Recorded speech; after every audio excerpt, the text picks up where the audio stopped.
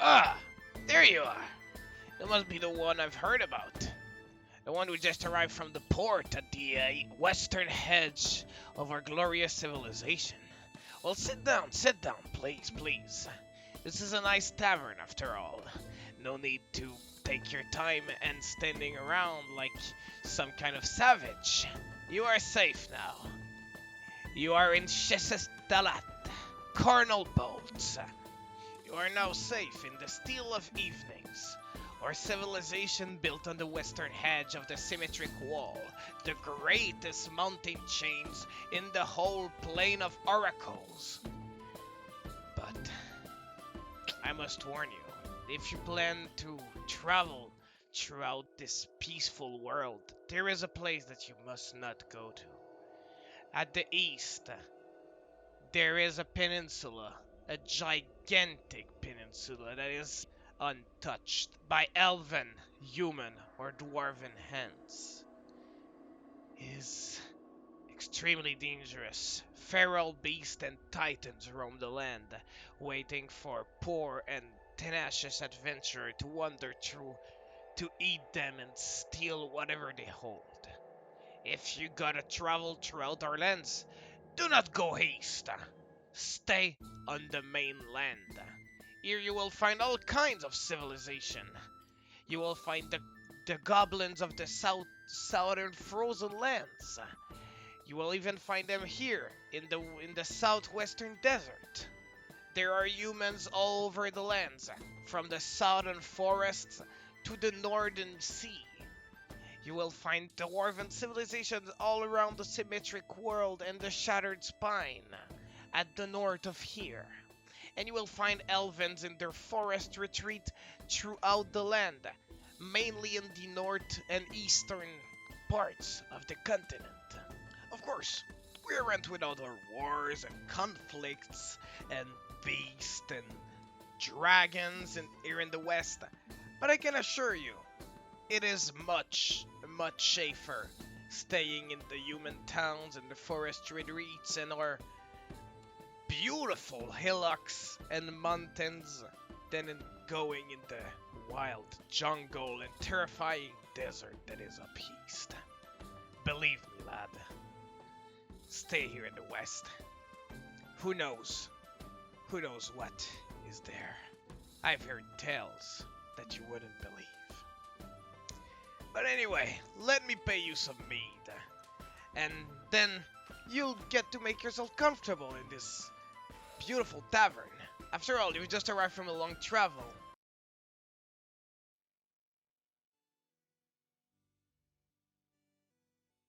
Hello everyone. I hope you like this little introduction that I made for you to present you in a general way our world that is Snûn, the plane of oracles.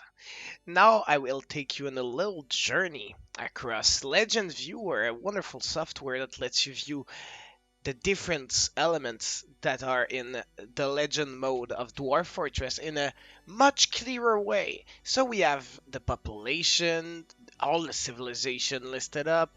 We can view the maps and the different sites that compose the world, and there are lots of interesting stats as you can see. So today I will take you on a little trip where I'll showcase you the different civilization, the different sites that populate the world, certain interesting facts that I found around Snûn, and yeah, I will also talk to you a little bit about what I plan on showcasing in my videos, so you can be prepared for what's to come in the future of this newly made channel.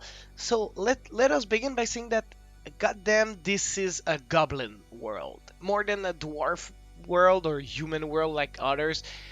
We have close to 400,000 goblins populating the world across 11 civilizations, one of them having 65,000 goblins across 19 sites. Let's take a look at this one. It's the Aching Terrors, a civilization of goblins in the southeastern corner of the map, they populate the tundra and the glacier that are down there. They are comprised of goblins and one dwarf. They have a couple of goblins outcasts and elf outcasts, and their population of trolls and big dogs is absolutely insane. If you don't know, big dogs are very large creature resembling a bit dogs, but with beaks. They are oddly colored, and goblins love them and love to mount them into battle. And trolls, I don't think I have to describe them to you, but they are deadly.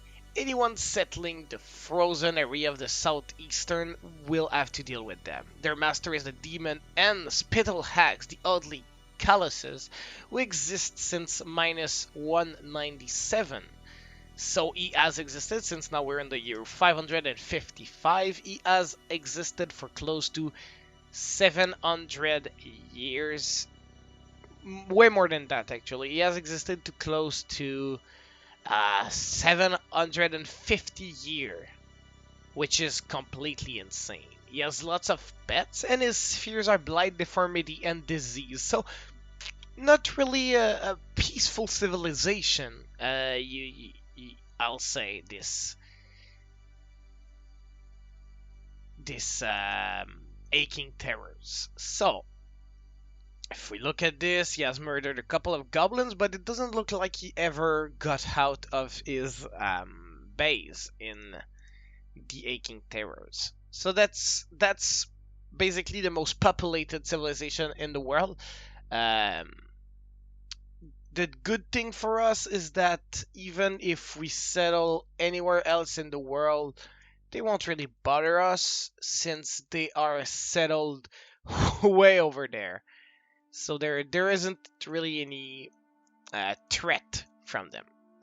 Let's get back to the summary page. So, we know there are lots of goblins, okay? And there are also lots of elves and humans, close to 100,000. Of course, that's less than goblins, but goblins are way more populous. Let's take a look at the elven and human civilizations. If we take a look at the civilization, the human one that has the most site is the Empire of Whips, but the one with the most population is the Union of Peace. We will take a look at both of them because they seem interesting. So, the Union of Peace, as we can see right here, is centered around this spot here. It's around, I think it's a river, going from the south of the middle of the continent to a more northern part. It's quite interesting. They have lots of animal people. Wow, 620 swan men. Awesome. They have quite a lot of worships. So Abli, the courageous master, god of fortress war and valor, a god of cavern that is a bat giant. I love that. The god of revenge, of birth, of victory, of freedom, dawn sun, and coasts and family. So I'd say if we could characterize them, they are quite a warrior civilization. If we look at that, like freedom, victory, dawn, and the sun. They're the coast and the family, which is ironic since they aren't living nearby oceans. Fortress War and Valor is one of their deity. Abli, the courageous master. Let's take a look at him. He has lots of fear. It's interesting. He is depicted as a male human. Alright, cool. They're kings. They're lawgivers. Oh. Is that the name of their kings? That's interesting. Okay, so the kings of humans are lawgivers. I don't know if that's that in every world. Well, let's just take a look. Check. Yeah, okay. So it's just my lack of knowledge of Dwarf Fortress that is showing here. That doesn't matter. Alright, so they have had a couple of women and male humans lawgivers. 11 across the 555 years of their existence. They have lots of outcasts, and they have lots of dogs, lots of horse, cats, pigs, guinea fowls, chickens, that kind of thing. Right now, they are waging a war that has endured for 400 years and more against the glorious poison goblin civilization. Let's take a look at this goblin civilization. It is way spread out. And one interesting thing you can notice is that they are a civilization that have settled the mystical eastern peninsula. Although it's just two camp.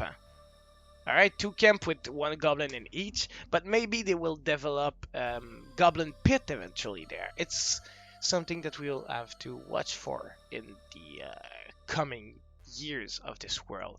But they are a really spread out faction. Let's see if they wage any other war right now.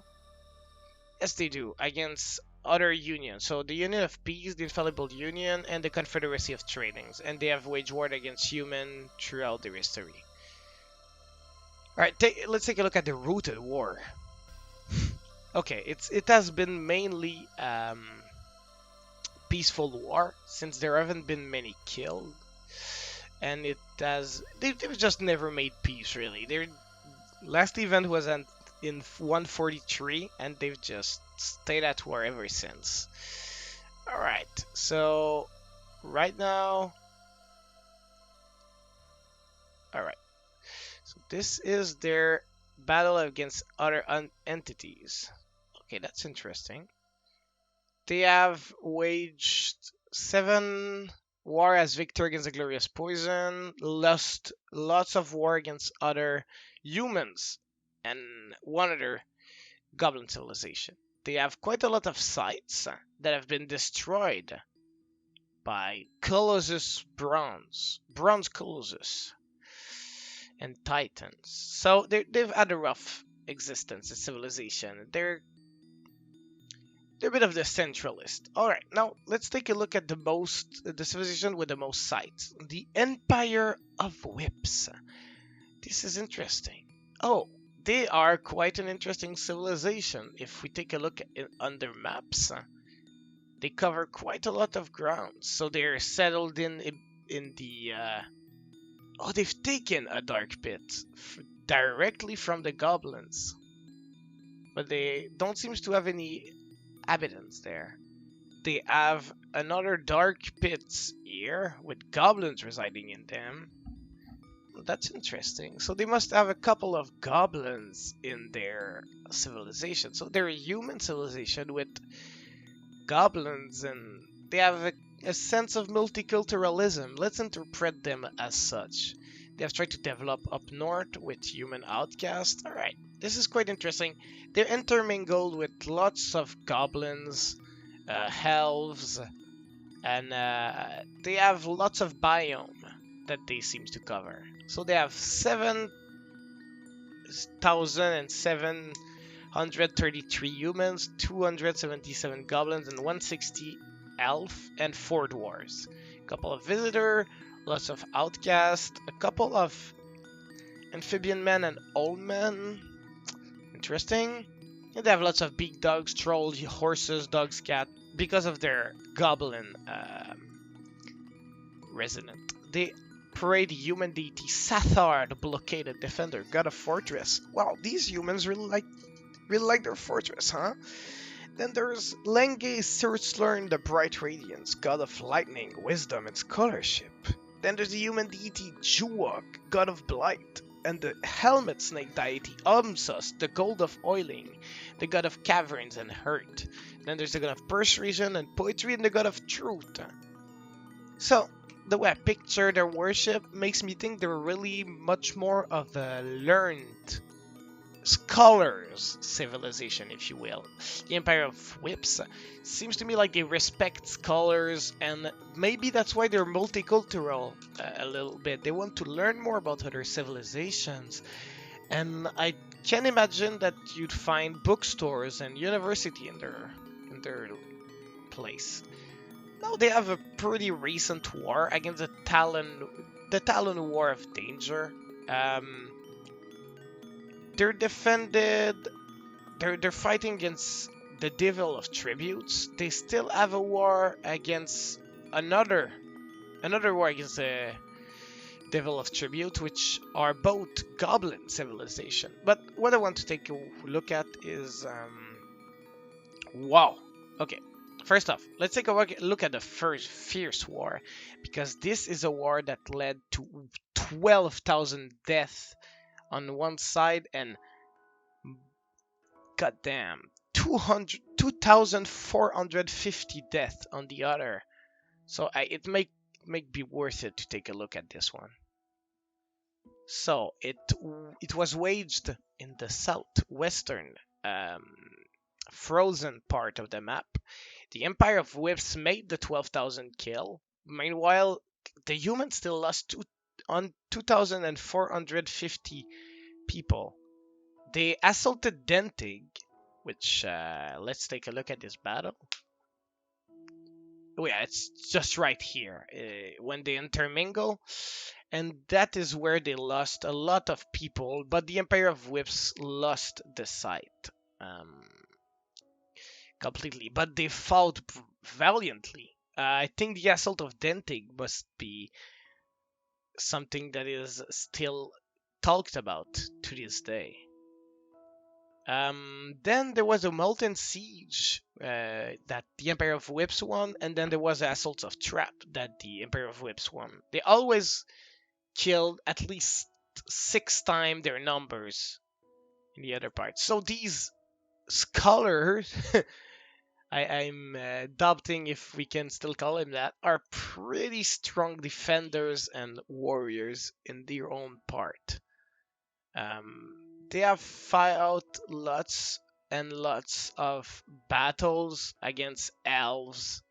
If we take a look, yeah, there was a period where they fought elves a lot.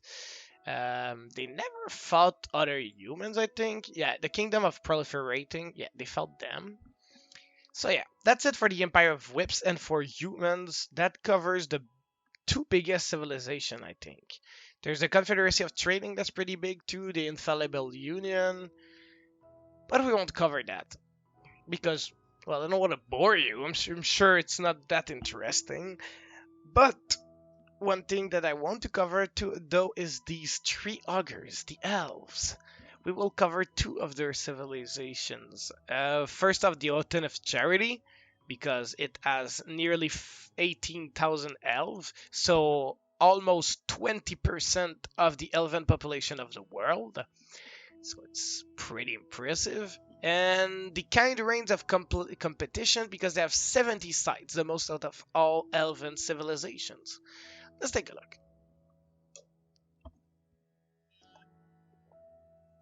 They have 3 leaders that have stayed the same across their history. So the Druids have Imimimi-Roses, with a female elf born in -181. Now that elves are immortal, so if their leader survives, they'll still rule all throughout their lives. This is an herbalist that is still a pretty competent bowman. She can do a lot. She can do a lot, technically. She killed only 1 people that she executed and hacked to pieces. So, really not to take lightly, this druid. Now there is the Princess Narena Tempestincenses. Well, that was hard to say. And she is 3/3 of a millennia old. She is quite impressive. I mean, she's related to a lot of groups in her civilization. She has fought in a lot of battles. Really, she's proficient in military tactics, so a great leader. And the queen, Defeye Movluk. She is around the same age as the princess. Alright? And she has struck down the human national cyclone Flings in 42 and has participated in 3 battles at the beginning of this world's history. So that's it for the leaders of the Kind Reign of Competition. They have lots of elves, couple of dwarves and goblins. Uh, Lots of really crazy creatures, jaguars and leopards. Gotta watch out against that if we ever cross their paths in one of our game. And they have wage war against the Parch Union since 67, although I don't think it's a war that's ever gonna stop or ever gonna wage any results. They have only lost two sites. One was abandoned 1 year ago, and the other was destroyed by a dragon. Well, can't do much about that, huh? So that's it for the kind of reigns of competition. Yeah, elves don't have gods, so we can't really cover that. Let's take a look at the Autumn of Charity. Oh yeah, I forgot to take a look at the map of the kind reigns of competition. They are settled down in the northern part of the continent. Like all this zone is theirs. They've extended a bit to the south and the east. They are quite reclusionist in their forest retreats. Let's take a look at the Autumn of Charity. Now, they are quite close to the other civilization and quite close to dwarves. It's a surprise that since dwarves have never waged any war in the world history, it's a surprise they haven't attacked them or anything like that. But yeah, that's their spot. Let's unzoom to show you their scale. There's just here. The biggest goblin civilization is down here where my mouse is. We covered some humans that are around here. So humans are mostly southern creature and frozen one. Dwarves and elves are mostly northern, although there are some elves down south.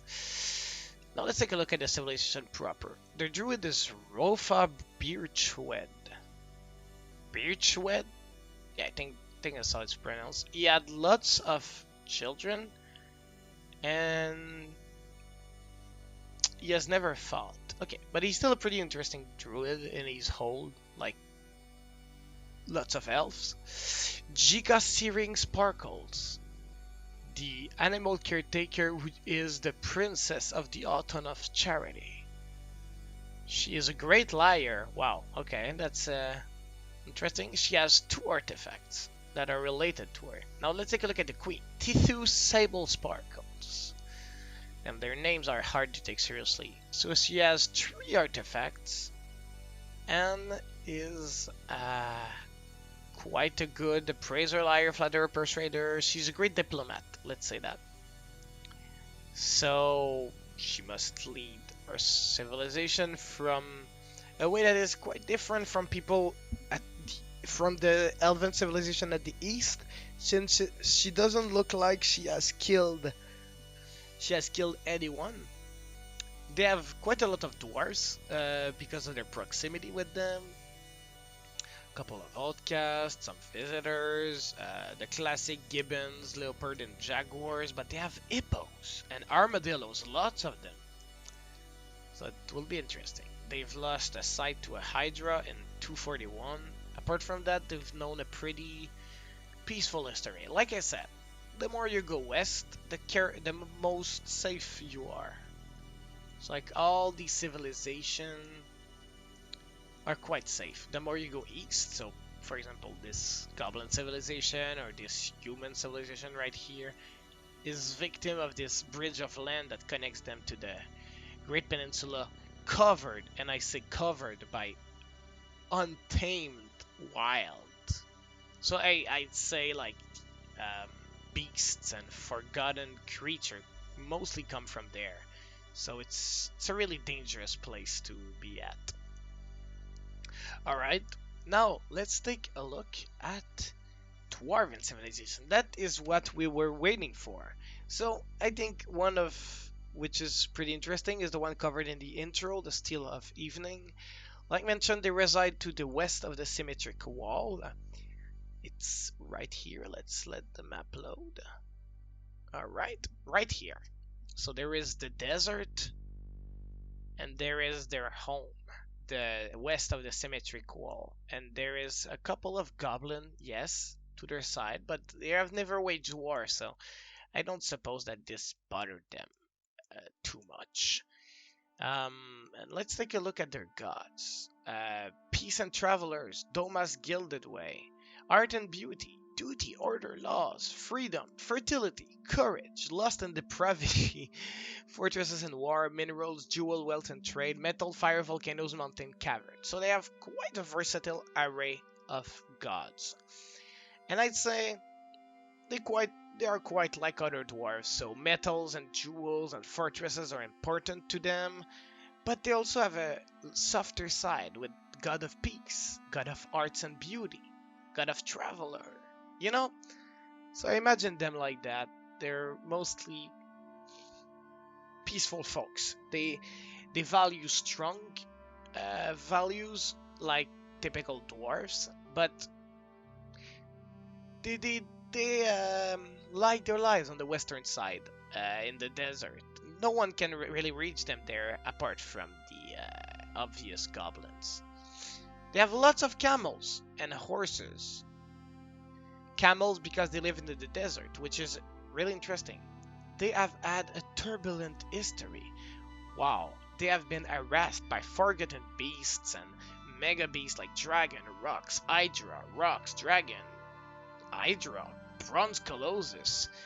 Wow, they may be said to be peaceful, but I wouldn't say they are safe. They have had lots of destruction by various creatures. Thankfully for them, it stopped around a couple years ago in 134. So right now they are pretty safe. But yeah, sounds like it used to be really dangerous in that desert in the past. So that's it for the Steel of Evenings. Now I wanna take a look at the Dwarven civilization. Let me just find out. The Dwarven civilization that interests me the most. We will check the tree because I haven't made my decision. This is one of my first viewing of this world with you all that are viewing. Another things that I want to mention before delving more deeply into the dwarves is that kobolds don't have many people left. There are 5 sites of kobolds that are caverns, and they have around 4 or 500 top kobolds left in the world. So they are a species that will disappear eventually, which is sad, really. But it must happen, you know. They've lost 9 civilizations across the history, while the rest of the civilization together have lost 10. So something that had to happen. The Stoktamer. Let's take a look at them. They are settled in that mountain range around desert at the western side of the north at the western side of the northern part of the continent, between the Shattered Spine, I think, and the Symmetric Wall. They like to be pretty comfortable. They have lots of horses. They prey fortresses, jewel minerals. Okay, the Goat Mountain deity. That is interesting. Praying a goat and a toad giant cave. Giant cave toad. They pray art, inspiration, and silence. So they're really reclusive. They stay in their spot. That doesn't really interest me. Those mantra of dwarves. So let's go to the syrups of time. So they have lots of gods and are in the northwestern part of the continent, just on the Shattered Spine. I wonder if I'm saying it right. Just let me check real quick. Mountains. Splattered Spine. Yeah, that's what I wanted to say. You understood. They are situated around there. There's a bit of elves up north. They are mostly dwarves, but they have a couple of elves in the civilization. Lots of horses and 2 camel because of their proximity to the desert up east. They pray mountains, the god of minerals and fortresses, the god of wealth, jewel, and metals, the god of mercy, rains, and storms, the god of forgiveness and misery, the god of season, the god of truth, the god of oaths and wisdom, the god of labor, dance, and festival, and the god of silence. Now, this is interesting because they are quite an interesting civilization. Their gods are versatile in their in their values. Like I imagine them as a really happy folks that likes to party a lot, celebrate the different festivals that comes with the seasons, and even when it rains and it storms, they know that eventually it will pass over. They're really interesting. They're my top picks for the first fortress that I will build in this world. Let's take the balanced wheel, the last of the four dwarven civilization. They're a bit lower, alright? They are in the symmetric wall. They are due east. They pray the god of love, of death, of storms, of fishing, blight, disease, and deformity, and the god of fortress and war, mountains and cavern, and earth, jewels, and wealth. They have 600 elves, and yeah, so they're interesting too. But I think I'm gonna go with the Syrups of Time as my choice for the first fortress that we will do and that I will showcase you. So now let's talk about the goal of this whole series. Okay, so you see this map? There's a big savage area up there, okay? But the way Dwarf Fortress works is the more the world progresses, the more forgotten beasts are killed and mega beasts disappear. Eventually, it's changed from the age of myth, in which we are still, and the world completely changed. Like, since there are less creatures, less races that are left, I say the level of savagery will go down, and maybe people will start settling this whole area. There are also evil area all around, like you can see one here, one here. So it isn't peaceful anywhere. This is evil too. Our goal will be to showcase the history of this world for the next, I don't know, couple of years and see how it evolves. Sometimes I may do some skips of times just to pass it over until it gets to a more interesting point. But our goal, personally, when we will establish a fortress, whatever the goal of this fortress is, whatever the goal of an adventure that we may create be, it will be to tackle this peninsula. I think you figured it out already, but it's a really interesting place. Lots of animal peoples will be living there. Let me show you sites. There are a couple of shrines and caves and lairs. Lots of creatures are living all around the place, and it's quite dangerous, which is why it's so interesting to tackle as a challenge, you know? So yeah, our first goal in the series, our goal actually will be to settle this whole place. Start with a fortress somewhere. We will develop this fortress, and eventually we will retire it when I've judged it is good enough, and then we will make another fortress in the same peninsula. Eventually it will be covered with dwarven masterpieces, and who knows what else will ensue. Because there are some elves there, some goblins will probably try to go there, and since it's so lonesome, it may be a bit hard politically. So we may also make adventurers that will adventure throughout the mainland and the peninsula, make some fortress in the mainland just to tackle on the war issue of the goblins up south. Like, these mountains have never been tackled and are still pretty interesting. So it might be a good idea to make a frozen biome style of play eventually. So I guess that's it for the presentation of Mon Snû, the Plane of Oracles. I hope you will follow me in the coming weeks as I explore and delve deep into this wonderful world and try to bring glory to the race of dwarves. Thank you for watching, and I'll see you next week. See you.